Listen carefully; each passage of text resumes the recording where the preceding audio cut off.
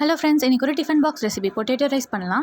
First மசாலாக்காக ஒரு மிக்சியில் 1 spoon சீரகம், 1 ஸ்பூன் சோம்பு, 2 ஏலக்காய், 2 லவங்கம், 1 துண்டு பட்டை, 1 துண்டு இஞ்சி, 7 பல்லு பூண்டு போட்டு பேஸ்ட் பண்ணி வச்சுக்கணும். நெக்ஸ்ட் ஒரு கடாயில் எண்ணெய் ஊற்றி 1 ஸ்பூன் கடுகு, 1 ஸ்பூன் சீரகம், ஏலக்காய், 2 லவங்கம், ஒரு பிரியாணி இலை, 2 துண்டு பட்டை, கொஞ்சோல கருவேப்பிலை போட்டு லைட்டாக பொரிஞ்சதுக்கப்புறமா அதில் 2 பச்சை மிளகாவை ஆட் பண்ணிக்கணும்.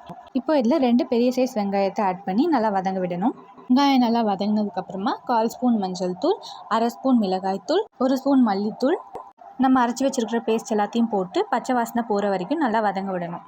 அப்புறம் 4 மீடியம் சைஸ் உருளைக்கிழங்கு ஆட் பண்ணி அது வேகிற அளவுக்கு தண்ணி ஊற்றி தேவையான அளவு உப்பு போட்டு வேக வச்சுக்கணும். உருளைக்கிழங்கு வெந்து தண்ணியெல்லாம் வற்றினதுக்கப்புறமா நம்ம வடித்து வச்சுருக்கிற சாப்பாடை இதில் ஆட் பண்ணி தேவையான அளவு உப்பு போட்டு கிளறினா நம்மளோட பொட்டேட்டோ ரைஸ் ரெடி. இந்த லஞ்ச் பாக்ஸ் ரெசிபியை ட்ரை பண்ணி எப்படி இருக்குன்னு சொல்லுங்கள். இந்த வீடியோ பிடிச்சிருந்தா லைக் பண்ணி, ஷேர் பண்ணி, சப்ஸ்கிரைப் பண்ணுங்கள். தேங்க்யூ ஃபார் வாட்சிங்.